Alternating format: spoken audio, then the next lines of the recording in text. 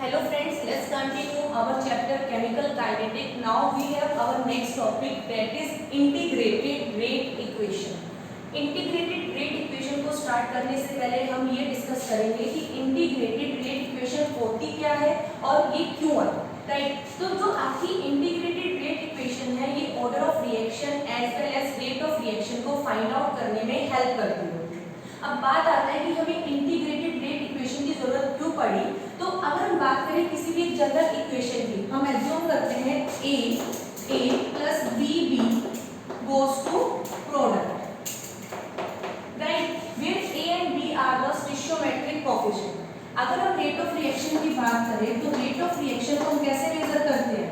Rate of reaction is equal to minus D molar concentration of reactant upon dt is equals to k a raised to the power alpha and b raised to the power beta। जो आपकी ये equation है ये differential rate equation है, right. अब differential rate equation से rate of reaction as well as order of reaction को find out करना कन्वीनियंट नहीं है। क्यों? क्योंकि अगर हम बात करते हैं इंस्टेंटेनियस रेट ऑफ रिएक्शन तो हम इंस्टेंटेनियस रेट ऑफ रिएक्शन को at a particular time concentration versus time graph पे स्लोप की हेल्प से फाइंड आउट कर सकते होते हैं। जो ये मेजरमेंट आया ना वो इनकन्वीनियंट होने के साथ साथ लेक ऑफ एक्यूरेसी को भी कंटेन करता है, इसलिए हम डिफरेंशियल इक्वेशन को इंटीग्रेट कर देते हैं और जो आपकी इक्वेशन हमें मिलेगी उसको हम क्या बोलेंगे? Integrated rate equation. और इससे जो रिजल्ट आएगा rate of reaction as well as order of reaction का वो एक्सपेरिमेंटल डेटा के साथ मैचअप करेगा, उसके सिमिलर आएगा। तो इसीलिए रेट ऑफ रिएक्शन क्या है? इंपॉर्टेंट है, राइट। अब हम इंटीग्रेटेड रेट इक्वेशन को जीरो ऑर्डर के केस में फाइंड आउट करेंगे तो इसके लिए हम एक जनरल इक्वेशन लेके चलते हैं a goes to product, right. तो हम सबसे पहले क्या निकालते हैं? रेट ऑफ रिएक्शन को फाइंड आउट करते हैं। तो रेट ऑफ रिएक्शन आपकी क्या होगी? Rate of reaction is equals to minus dA upon dt, यानी कि change in concentration of reactant with respect to time. और अगर मैं रेट लॉ के अकॉर्डिंग बात करूं तो उस केस में जो आपकी रेट ऑफ रिएक्शन होगी वो किसके इक्वल हो जाएगी? कि molar concentration of A raise to the power 0। यहाँ मैंने 0 क्यों लिया? क्योंकि मैं जीरो ऑर्डर के रिएक्शन के लिए रेट लॉ को एक्सप्लेन करूंगी। This is equation number 1, this is equation number 2। अगर दोनों इक्वेशन को कंपेयर कर दें तो हमारे पास जो dA अपॉन dt था वो किसके इक्वल बन गया?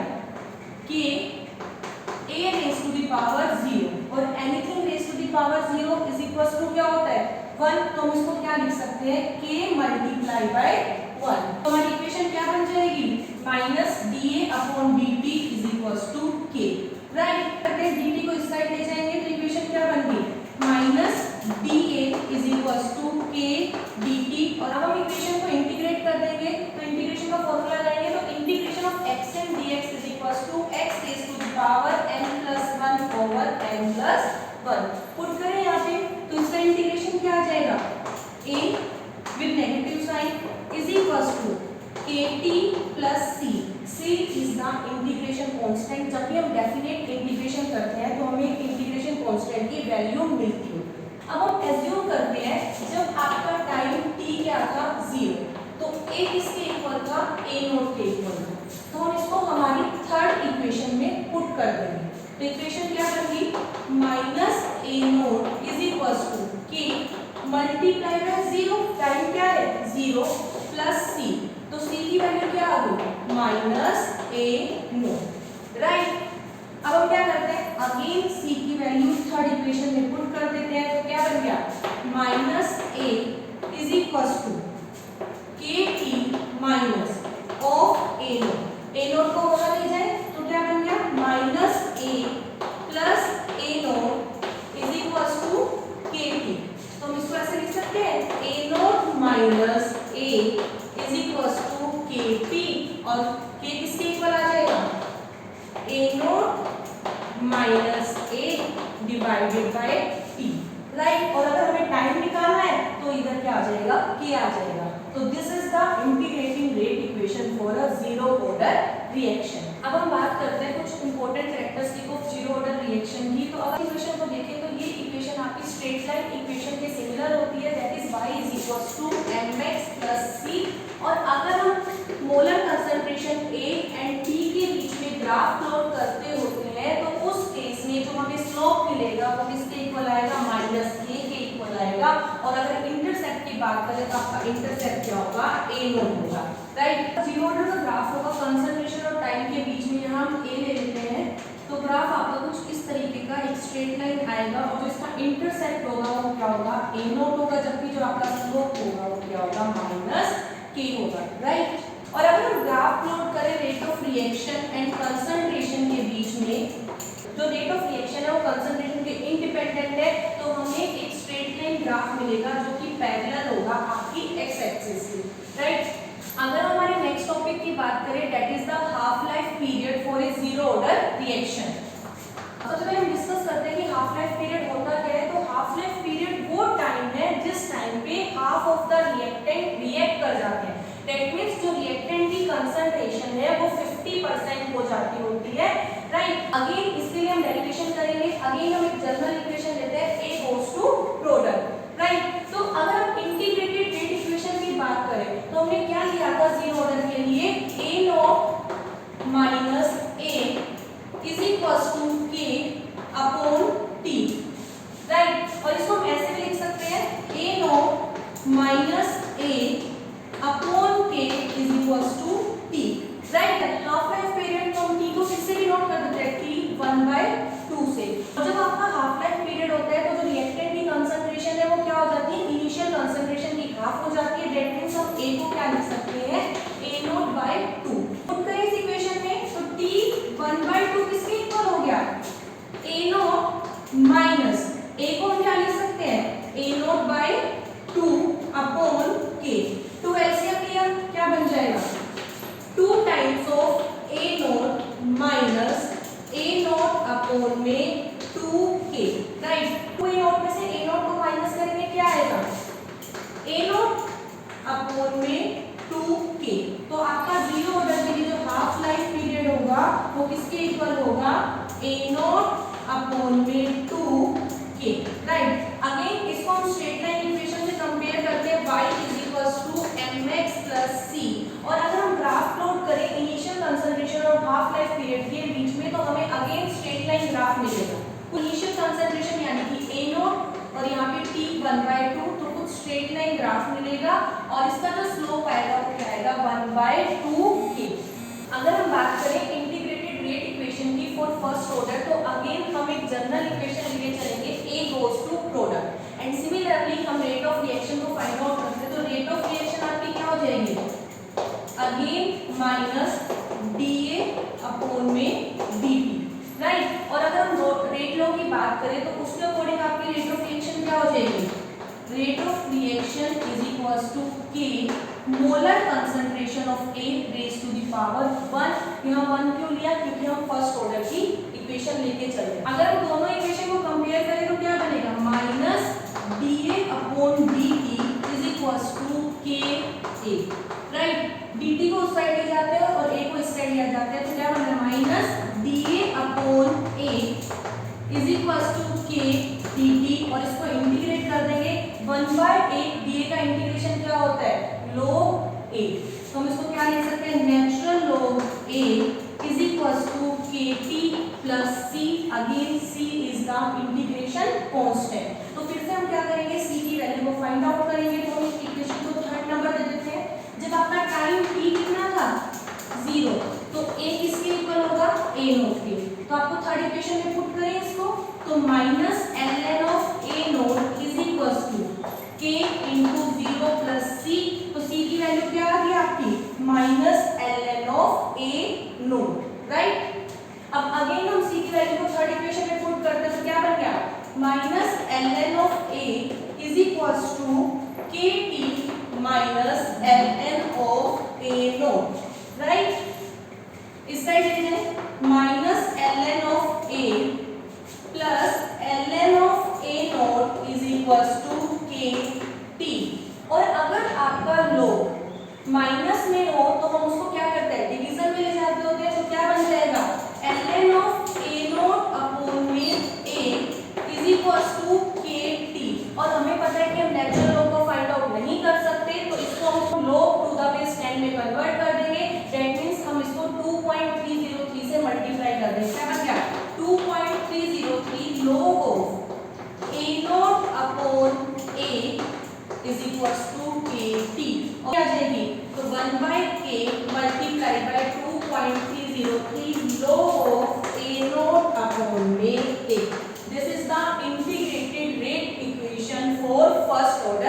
रिएक्शन।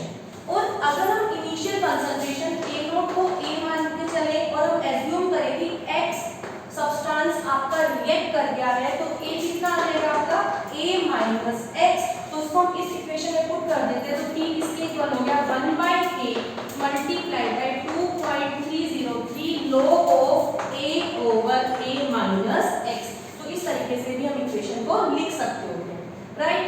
और अगर हम ग्राफ प्लॉट करें log a और t के बीच में, तो हमें कुछ इस तरीके का ग्राफ मिलेगा और जो इसका स्लोप होगा कितना होगा -k/2.303, राइट। अगर हम ग्राफ प्लॉट करें टाइम और log of a not over a के बीच में, तो हमें कुछ स्ट्रेट लाइन ग्राफ मिलेगा और जो इसका स्लोप होगा वो किसके इक्वल होगा k/2.303। अगेन जो ग्राफ है वो बहुत इंपॉर्टेंट है, बोर्ड एग्जामिनेशन में ग्राफ पे क्वेश्चंस पूछे जाते होते हैं।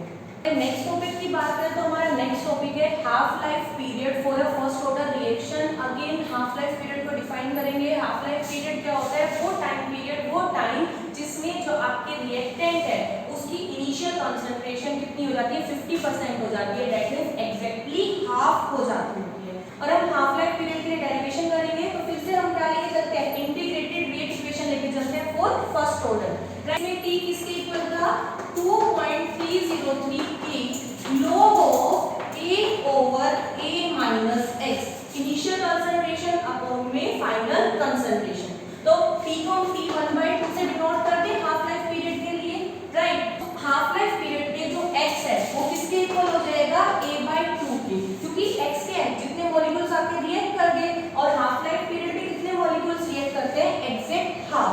तो पुट करें तो t1/2 is equals to 2.303 upon k log of a over a minus a/2। t1/2 किसके इक्वल हो गया 2.303 k log of a over LCM लिया 2a माइनस a अपॉन 2 और ये 2 ऊपर चला जाएगा तो क्या बन गया 2.303 k log ऑफ 2a और 2a माइनस a कितना हो गया a से a कैंसिल, तो क्या बन गया 2.303 अपॉन k log ऑफ 2 और log 2 की वैल्यू क्या होती है 0.3010। पुट करें तो 2.303 अपॉन k मल्टीप्लाई बाय 0.3010, तो इसको मल्टीप्लाई कर दें तो क्या बन जाएगा 0.693 अपॉन k। तो t1/2 किसके इक्वल होगा 0.693 upon k, right. Most important topic, इसके न्यूमेरिकल बोर्ड एग्जामिनेशन के साथ साथ कंपटीशन एग्जाम के लिए भी बहुत ज्यादा इंपॉर्टेंट है और नेक्स्ट वीडियो में हम इसके न्यूमेरिकल को डिस्कस करेंगे, राइट। तो हमारा नेक्स्ट टॉपिक है pseudo first order reaction. Again this is an important topic, board examination में इसकी डेफिनेशन एंड एग्जांपल पूछा जाता होता है। तो सूडो फर्स्ट ऑर्डर रिएक्शंस क्या होती है, जनरली हम एक रिएक्शन लेके चलते हैं a + b goes to product. तो अकॉर्डिंग टू रेट लॉ आपकी रेट ऑफ रिएक्शन क्या होगी कि molar concentration of A multiply by molar concentration of B। अगर हम इस इक्वेशन को देखें तो यहाँ पे दो रिएक्टेंट टर्म्स हैं, तो दैट मींस इस रिएक्शन की बात करें तो इसका ऑर्डर क्या हो जाएगा 2 हो जाएगा, दैट मींस ये सेकंड ऑर्डर की रिएक्शन। बट अगर हम ऐसी कंडीशन अप्लाई कर दें कि किसी एक रिएक्टेंट को हम बहुत ज्यादा लार्ज अमाउंट में ले लें, दैट मींस जो आपका एक रिएक्टेंट है वो सॉल्वेंट की तरह काम कर रहा है, राइट। तो उस केस में जो रिएक्टेंट आपका सॉल्वेंट की तरह काम कर रहा है उसकी कंसंट्रेशन कांस्टेंट हो जाएगी, राइट। तो ऐसी कंडीशन पे जो रेट ऑफ रिएक्शन है वो दूसरे रिएक्टेंट पे डिपेंड करेगी, यानी कि ओनली वन रिएक्टेंट टर्म पे डिपेंड करेगी। तो इस टाइम जो ये रिएक्शन है वो आपकी फर्स्ट ऑर्डर की तरह प्रिटेंड करना शुरू कर देगी। तो that means pseudo first order reactions क्या होती है, pseudo first order reactions are those reaction which are not truly first order reaction but at certain condition pretend to be first order reaction, right। अगर हम example की बात करें तो inversion of sugar वो आपका क्या है सूडो फर्स्ट ऑर्डर रिएक्शन का एग्जांपल है। एग्जांपल की बात करें तो हाइड्रोलिसिस ऑफ इथाइल एसीटेट वो भी आपका सूडो फर्स्ट ऑर्डर रिएक्शन की तरह प्रिटेंड करता होता है।